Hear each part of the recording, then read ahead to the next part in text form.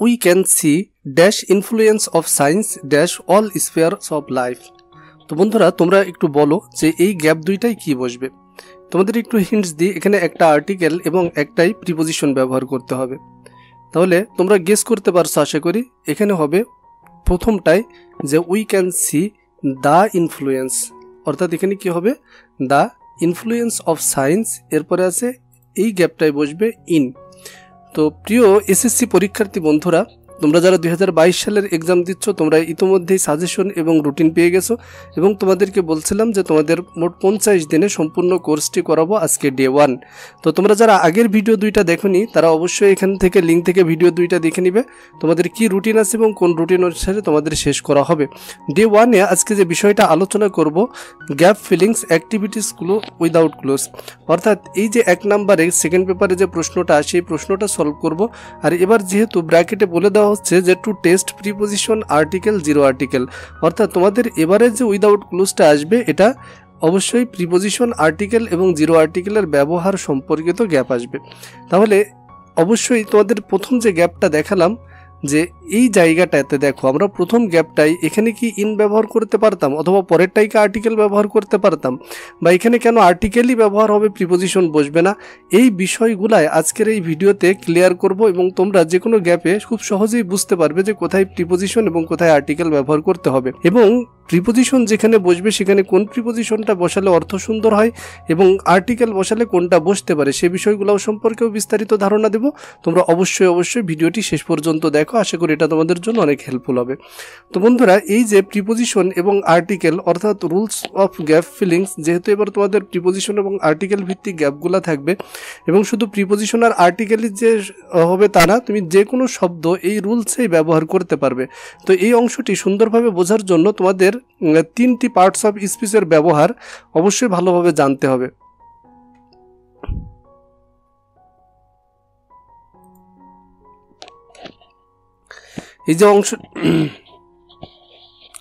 এই অংশটি সুন্দরভাবে বোঝার জন্য তোমাদের 3টি পার্টস অফ স্পিচের ব্যবহার, অর্থাৎ পার্টস অফ স্পিচের 3টি ব্যবহার খুব সুন্দরভাবে জানতে হবে।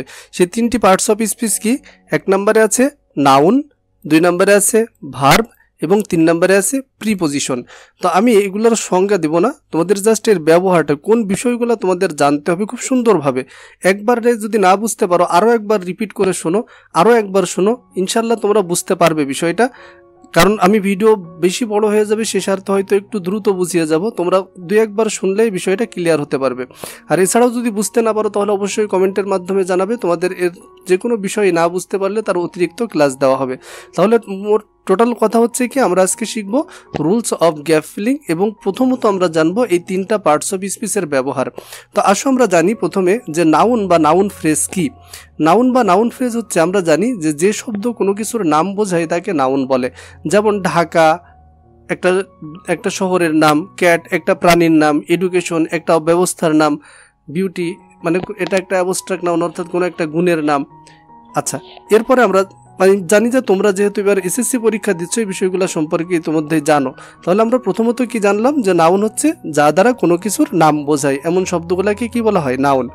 2 নম্বরে যেটা জানছি যে নাউন একা ব্যবহার না হয়ে, কোনো নাউন যদি কি হয় একা ব্যবহার না হয়ে যদি তার সাথে শব্দ বা শব্দের গুচ্ছ যুক্ত থাকে, অর্থাৎ যে জায়গাটায় নাউন ব্যবহার হচ্ছে সে একা নেই, তার সাথে অন্য কোনো শব্দ বা শব্দের গুচ্ছ আছে, তখনই সেটাকে বলা হবে নাউন ফ্রেজ। তাহলে আশা করি তোমরা সংজ্ঞাটা বুঝতে পারছো, কোনো একটা জায়গায় নাউন একা একা ব্যবহার হয়নি, একটা শব্দ বা শব্দের গুচ্ছ ব্যবহার হয়েছে। যেমন উদাহরণ দেখো, এ নাইস ক্যাট একটা সুন্দর বিড়াল। আমরা যদি শুধু ক্যাট বলতাম তাহলে এটা ছিল নাউন, কিন্তু এই যে একটা 3টা শব্দের একটা গুচ্ছ তৈরি হয়েছে এ, নাইস এবং ক্যাট, তাহলে এটাকে এইগুলার অর্থ কিন্তু একসাথেই বলতে হয়, সবসময় একসাথেই ব্যবহার হয়। আর এই ধরনের শব্দের গুচ্ছকে বলা হয় নাউন ফ্রেজ। যেমন ডিপার্টমেন্টাল এডুকেশন, শুধু এডুকেশন না বলে কি বলা হলো? ডিপার্টমেন্টাল এডুকেশন, প্রাতিষ্ঠানিক শিক্ষা। তাহলে এখন আর এটা শুধু নাউন নেই, এটা কি হয়ে গেছে? Noun phrase. যেমন এ বিউটিফুল কান্ট্রি, একটা সুন্দর দেশ। আমি যদি শুধু কান্ট্রি বলতাম তাহলে সেটা কি হতো? নাউন। কিন্তু যখন বলা হচ্ছে এ বিউটিফুল কান্ট্রি, একটি সুন্দর দেশ, তাহলে দেখো একটা শব্দের গুচ্ছ তৈরি হয়েছে, এটাকেই কি বলা হবে? Noun phrase. যদি বলা হয় এ বয়, এটাও একটা নাউন ফ্রেজ। যদি শুধু বয় বলি তাহলে সেটা নাউন, কিন্তু যখন দুইটা একসাথে যুক্ত হবে এ বয়, তখন আর সেটা নাউন থাকবে না, কি হয়ে যাবে, নাউন ফ্রেজ। এখন একটা ফ্রেজ কেমন কেমন হতে পারে বিষয়টা দেখে নাও। থাকতে পারে শুধু আর্টিকেল এবং নাউন মিলে ফ্রেজ হতে পারে, যেমন a girl, a man, an apple, এ ধরনের ফ্রেজ হতে পারে। 2 number, article plus adjective plus noun, অর্থাৎ 3টা শব্দের গুচ্ছ হতে পারে, যেমন এ নাইস বার্ড, একটা সুন্দর পাখি, এ হচ্ছে আর্টিকেল, নাইস হচ্ছে অ্যাডজেক্টিভ, আর বার্ডটা হচ্ছে কি, নাউন। অ্যান অনেস্ট ম্যান, একজন সৎ ব্যক্তি। অ্যান ওল্ড লেডি, একজন বয়স্ক মহিলা। তাহলে এই ধরনের কি অ্যাডজেক্টিভ, আর্টিকেল, অ্যাডজেক্টিভ এবং নাউন মিলে একটা ফ্রেজ হতে পারে। এরপরে 3 নম্বরে যেটা হতে পারে, একটা আর্টিকেল থাকতে পারে, তার সাথে অ্যাডভার্ব থাকতে পারে, অ্যাডজেক্টিভ থাকতে পারে, নাউন থাকতে পারে, মানে 4টা শব্দের গুচ্ছ মিলে একসাথে ফ্রেজ হতে পারে। যেমন দেখো, এ গ্রাজুয়ালি, এ হচ্ছে আর্টিকেল, গ্রাজুয়ালি হচ্ছে অ্যাডভার্ব, ভ্যানিশড, ভ্যানিশড এটা হচ্ছে অ্যাডজেক্টিভ, ম্যাজিশিয়ান এটা নাউন। তাহলে এ গ্রাজুয়ালি ভ্যানিশড ম্যাজিশিয়ান, এটা কি হচ্ছে একটা বড় একটা ফ্রেজ, সব থেকে বড় ফ্রেজ, যেখানে আর্টিকেল থাকছে, অ্যাডভার্ব থাকছে, অ্যাডজেক্টিভ থাকছে, নাউন থাকছে। এ ভেরি পোর বয়, তাহলে দেখো এখানে মোট শব্দ আছে কয়টা, 4টা। তাহলে এই ধরনের 4টা শব্দেরও ফ্রেজ হতে পারে। মোস্ট ইম্পর্টেন্টলি যে বিষয়টা মাথায় রাখবা, যখন আমরা আর্টিকেল ব্যবহার করি, দেখো সবগুলা শব্দের গুচ্ছের আগেই বলছিলাম আমাদের মূল উদ্দেশ্য কি, আর্টিকেল এবং প্রিপোজিশনের সঠিক ব্যবহার শেখা। তাহলে আর্টিকেল মূলত বসে নাউনের আগে, তো নাউনটাকে আমাদের বুঝতে হবে এবং ফ্রেজটাকে বুঝতে হবে আর্টিকেল সুন্দরভাবে ব্যবহার করতে গেলে। তো আর্টিকেলের আমি অত গভীরের নিয়মে যাব না, বেসিক একটা থিম যেটা, যে আর্টিকেল দেখো যদিও নাউনকে বোঝায়, ব্যবহার হয় তার ঠিক পরের সাউন্ড অনুসারে। এই বিষয়টা খুব ভালোভাবে মাথায় রাখতে হবে। যেমন দেখো, এই যে প্রত্যেকটা ফ্রেজের আগেই কিন্তু আমি আর্টিকেল লিখছি, তার মানে যে কোনো নাউন বা নাউন ফ্রেজের আগে কি বসতে পারে, আর্টিকেল বসতে পারে। আর্টিকেল বোঝায় কিন্তু সবসময় নাউনকে, যদিও বসে তার আগের শব্দের সাউন্ড অনুসারে। মানে এটা কি দেখো, যেমন দেখো, এই যে আমরা শুধু বলতে পারতাম এ বয়, এখানে কিন্তু এই এ বা এন, এই আর্টিকেলটা এই বয় নাউনটাকেই বোঝাচ্ছে, ঠিক আছে, কিন্তু বসছে কি অনুসারে। এখানে এন কেন হলো, এন হচ্ছে তার ঠিক পরের যে শব্দটা অনেস্টের সাউন্ড অনুসারে। অনেস্টের এখানে দেখো ভাওয়েলের মতো সাউন্ড হচ্ছে, তাই এ না হয়েছে কি হচ্ছে, an honest boy, an honest boy. যদিও অ্যানটা বসছে, এ না বসে অ্যান বসছে, এই সাউন্ডের কারণে কিন্তু আর্টিকেল বোঝাচ্ছে মূলত নাউনকে। এই বিষয়টা বোঝা জরুরি। যেমন দেখো, আমরা কি এমন বলতে পারতাম, অ্যান অনেস্ট বয়েস, এটা বলতে পারতাম না। কারণ কি, এই আর্টিকেলটা যদিও অ্যান বসছে অনেস্ট শব্দটার কারণে, কিন্তু বোঝাচ্ছে নাউনটাকে। এখন যেহেতু বয়েসটা প্লুরাল আছে, এখানে আর এ এন ব্যবহার করা যাবে না। তাহলে এই থিমটা তোমরা অবশ্যই মাথায় রাখবা, যে আর্টিকেল সবসময় নাউনকেই বোঝায়, নাউনকেই নির্দেশ করে। সেটা সিঙ্গুলার হলে সেখানে তুমি এ বা এন বসাতে পারবা, প্লুরাল হলে বা যেটা গণনা করা যায় না এমন ক্ষেত্রে এ বা এন কখনোই ব্যবহার করতে পারবে না। আচ্ছা, এরপরে আসি 2 নম্বর যে পার্টস অফ স্পিচ, ভার্বটা। ভার্ব সম্পর্কে তোমাদের যে বিষয় জানা লাগবে, যে যেখানেই ভার্ব থাকবে তাকে অবশ্যই কি বা কাকে দ্বারা প্রশ্ন করা যায় কিনা দেখতে হবে। তাহলে গ্যাপ ফিলিংসের জন্য তোমাদের যে বিষয়টা লাগবে, যেখানেই তুমি কোনো ভার্ব পাবা সেটাকেই কি বা কাকে দ্বারা তোমাকে প্রশ্ন করতে হবে। যদি প্রশ্ন করা যায়, মানে প্রশ্ন করা গেলে তারপরে একটা নাউন বা নাউন ফ্রেজ সরাসরি বসবে। এর আগে তুমি যে নাউন এবং নাউন ফ্রেজ এতক্ষণ ধরে বুঝলে, এই নাউন বা নাউন ফ্রেজ একটা ভার্বের পরে যদি ভার্বটাকে কি বা কাকে, এটা খুবই গুরুত্বপূর্ণ, খুব সুন্দর করে বুঝে নেবে। যেখানেই ভার্ব থাকুক তাকে যদি কি বা কাকে দ্বারা প্রশ্ন করা যায়, তাহলে তারপরে একটা নাউন বা নাউন ফ্রেজ সরাসরি বসবে। মানে কি, সেখানে কোনো প্রিপোজিশন আসবে না। আর্টিকেল আসতে পারে কিন্তু প্রিপোজিশন আসবে না। এই বিষয়টা ক্লিয়ার হও। যেমন আই লাইক, তাহলে এখানে লাইক হচ্ছে একটা ভার্ব। আই লাইক, আমি পছন্দ করি। কি পছন্দ করি প্রশ্ন করা যাচ্ছে, হ্যাঁ যাচ্ছে। তাহলে দেখো এখানে একটা নাউনের ফ্রেজ বসছে, যে my teacher, I like my teacher. আবার দেখো, হি ওয়ান্টস, সে চাই, কি চাই, টু লার্ন। আবার লার্ন মানে শেখা। এই যে লার্ন আর একটা ভার্ব, তুমি ভার্ব যেখানেই পাও, এই যে ভার্বটা এখানে দেখো, টু কিন্তু এই টু প্রিপোজিশনের টু না। তোমরা অবশ্যই তোমাদের জানো যে কোনো টু এর পরে যদি ভার্ব বসে সেটা নাউন হয়ে যায়, অর্থাৎ এটাকে বলা হয় ইনফিনিটিভ নাউনের কাজ করে। আসলে এখানে দেখে কনফিউজ হওয়ার কিছু নেই। এখানে মূলত আমি ফোকাস করতে চেয়েছি লার্ন একটা ভার্ব। তো লার্ন যেহেতু ভার্ব, তাকে অবশ্যই কি বা কাকে দ্বারা প্রশ্ন করা যায় কিনা দেখতে হবে। হি ওয়ান্টস টু লার্ন, সে শিখতে চায়। কি শিখতে চায়, ইংলিশ। দেখো ইংলিশের আগে কোনো ধরনের প্রিপোজিশন ব্যবহার করা লাগছে না, এটা সরাসরি বসছে। তাহলে এই ধরনের নাউনের আগে তুমি আর্টিকেল বসাতে পারো, এই ধরনের ভার্বের পরে আর্টিকেল বসতে পারে, কিন্তু কখনোই কি হবে না, প্রিপোজিশন বসবে না। আবার দেখো রিডিং নিউজ পেপার, রিডিং দেখো রিড যেহেতু একটা ভার্ব, পড়া, কি পড়া, নিউজ পেপার, তাহলে এর মাঝে কি আসেনি, কোনো ধরনের প্রিপোজিশন আসেনি। আমি আগেই বলছি যে তোমাদের প্রিপোজিশন এবং আর্টিকেলের ব্যবহারটা ক্লিয়ার হতে হবে। তাহলে তুমি এখানে বলতে পারো রিডিং এ বুক, এ বসতে পারে, এখানে যদি বুক এই জায়গাটায় গ্যাপ থাকে, পরে একটা নাউন থাকে, তাহলে এখানে প্রিপোজিশন বসবে না, কি বসবে, আর্টিকেল বসবে। কারণ কি, এই রিডিং ভার্বটাকে কি বা কাকে দ্বারা প্রশ্ন করা যাচ্ছে। আচ্ছা, এরপরে দেখি প্রশ্ন করা যদি না যায়, তারপরে নাউন বা নাউন ফ্রেজ সরাসরি বসবে না, অবশ্যই প্রিপোজিশন আনতে হবে। এই বিষয়টা সুন্দর করে দেখে নাও। যেমন আই ফেইল্ড, আমি ব্যর্থ হয়েছিলাম, কি ব্যর্থ হয়েছিলাম বা কাকে ব্যর্থ হয়েছিলাম বলা যায় না। এর আগে যেমন আমরা লাইকের পরে মাই টিচারটা সরাসরি ব্যবহার করছি, এখানে কিন্তু ফেইল্ডের পরে দ্য এক্সামিনেশন এই নাউনটা আমরা সরাসরি ব্যবহার করতে পারবো না। তার মানে যদি এমন কোনো ভার্বের পরে গ্যাপ দেওয়া থাকে যেটাকে কি বা কাকে দ্বারা প্রশ্ন করা যাচ্ছে না, তাহলে সেখানে সেই গ্যাপে অবশ্যই তোমাদেরকে প্রিপোজিশন আনতে হবে। আশা করি এই বিষয়টা তোমরা বুঝতে পারছো। আরো দু একটা উদাহরণ দেখো, হি ওয়ান্টস, সে চাই, কি চাই, টু গো, দেখো টু গো এটা কিন্তু আগেই বলছি নাউন, ভার্বাল নাউন বলা হয় এটাকে। তাহলে এরপরে একটা ভার্বাল নাউন বসছে, কিন্তু গো তো আরেকটা ভার্ব, কি যাওয়া বা কি যাই এমন কোনো প্রশ্ন করা যায় না। মানে যেহেতু এই গো ভার্বটাকে আর কি বা কাকে দ্বারা প্রশ্ন করা যাচ্ছে না, তাহলে এখানে আমরা ঢাকাটা সরাসরি বলতে পারবো না। যেমন আমরা এখানে টু লার্ন ইংলিশ বলেছিলাম, তাই না, লার্নের পরে লার্নকে কি দ্বারা প্রশ্ন করা যাচ্ছিল, ইংলিশ বলেছি, গোকে কি দ্বারা প্রশ্ন করা যাচ্ছে না। তাহলে এই জায়গাটায় যদি গ্যাপ থাকে, তোমরা অবশ্যই প্রিপোজিশন ব্যবহার করবে, আর্টিকেল না। কিন্তু এই ধরনের ভার্বের পরে যদি গ্যাপ থাকে, তাহলে সেখানে অবশ্যই আর্টিকেল ব্যবহার করবে, প্রিপোজিশন ব্যবহার করা যাবে না। আশা করি বিষয়টা তোমরা ক্লিয়ার হতে পারছো। আবার দেখো একই ধরনের, যেমন আমরা রিডিং নিউজ পেপার বলেছিলাম, আর এখানে আছে ওয়াকিং ইন দ্য মর্নিং। তাহলে যদি রিডিং এর পরে গ্যাপ থাকে, আমরা কি বসাতাম, আর্টিকেল বসাতাম। কিন্তু ওয়াকিং, হাঁটা, কি হাঁটা বা কাকে হাঁটা তো প্রশ্ন করা যায় না। তাহলে এই জায়গাটায় যদি গ্যাপ থাকে, তুমি আর আর্টিকেল বসাতে পারবে না, তোমাকে অবশ্যই প্রিপোজিশন বসাতে হবে।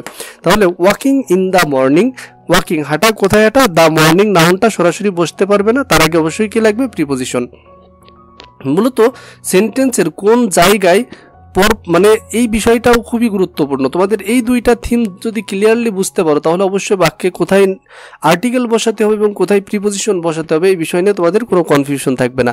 দেখো মূলত সেন্টেন্সের কোনো জায়গায়, সে হোক সাবজেক্টের জায়গায়, হোক অবজেক্টের জায়গায়, ভার্বের পরে বা এক্সেট্রা, যেখানেই হোক না কেন, সেন্টেন্সের কোনো জায়গায় পরপর দুইটা নাউন বা নাউন ফ্রেজ বসতে পারে না, কোনো জায়গায় বসতে পারবে না। এদের মাঝে অবশ্যই তোমাকে প্রিপোজিশন বসাতে হবে। এই বিষয়টা, এই থিমটাও মাথায় রাখো ভার্বের সাথে। মনে করো তুমি অবজেক্টে কোনো একটা জায়গায় কোনো একটা নাউন ব্যবহার করছো, দেখো খেয়াল করো, যেমন পিপল একটা নাউন, বাংলাদেশ একটা নাউন, তুমি কখনোই বলতে পারবে না পিপল বাংলাদেশ, বলা যাবে না। কারণ কি, আর হচ্ছে ভার্ব, এই অংশটুকু হচ্ছে একটা সেন্টেন্সের সাবজেক্টের জায়গা, বা তুমি জায়গা যদি না চেনো, তাও দেখো যে পরপর দুইটা নাউন রয়েছে, একটা পিপল একটা বাংলাদেশ, দুইটাই নাউন। তো দুইটা নাউন কখনোই পরপর বা পাশাপাশি বসে না, তার মাঝে অবশ্যই একটা প্রিপোজিশন নিয়ে আসতে হয়। তাহলে এটাই হচ্ছে প্রিপোজিশনের কাজ। প্রিপোজিশনের কাজ হচ্ছে বাক্যের মূল অংশের সাথে অতিরিক্ত নাউন বা প্রোনাউনের সম্পর্ক বোঝানো। আর ভেরি ফ্রেন্ডলি, দেখো মনে করো ফ্রেন্ডলি দেওয়া আছে, তারপরে পাস্ট দেওয়া আছে, তাহলে ফ্রেন্ডলিটাও নাউন, পাস্টটাও নাউন। তো ফ্রম পাস্ট, এখানে অবশ্যই তোমাকে কি নিয়ে আসতে হবে, প্রিপোজিশন নিয়ে আসতে হবে। তাহলে কোন জায়গাগুলোতে প্রিপোজিশন নিয়ে আসতে হবে বুঝতে পারছো। এবার মোস্ট ইম্পর্টেন্ট পয়েন্টগুলো একটু খেয়াল করো, গ্যাপ কোথায় আছে খুব ভালোভাবে খেয়াল করতে হবে।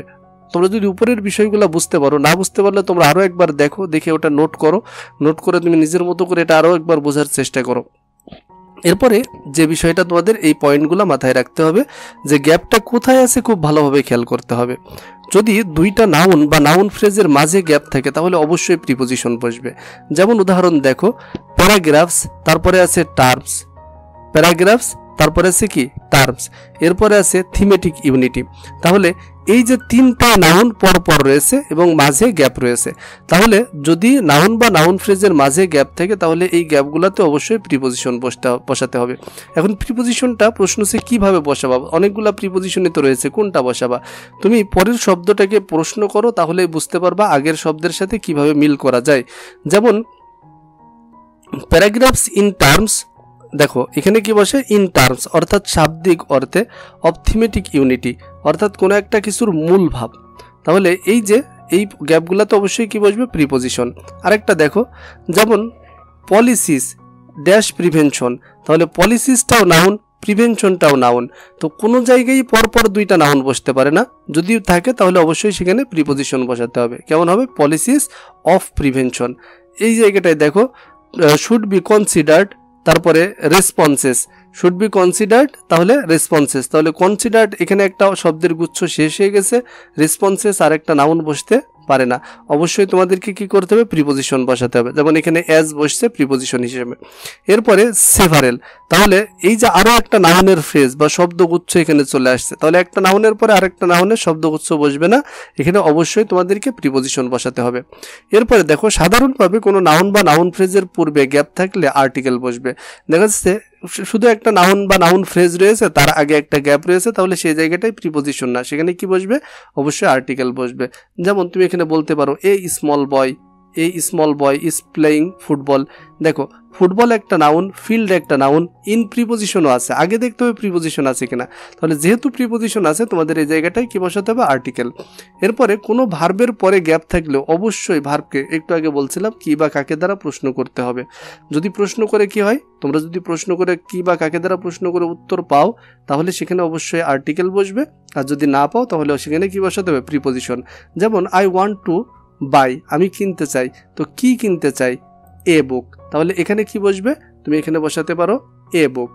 কিন্তু পরেরটাই দেখো যে আই ওয়ান্ট টু টক, আমি কথা বলতে চাই, কি কথা বলতে চাই এমন তো হয় না, তাহলে বা আই ওয়ান্ট টু ওয়াক, আমি হাঁটতে চাই, কি হাঁটতে চাই এমন তো হয় না, তাহলে এখানে কি বসবে এখানে আর আর্টিকেল বসবে না, এখানে প্রিপোজিশন ব্যবহার করতে হবে।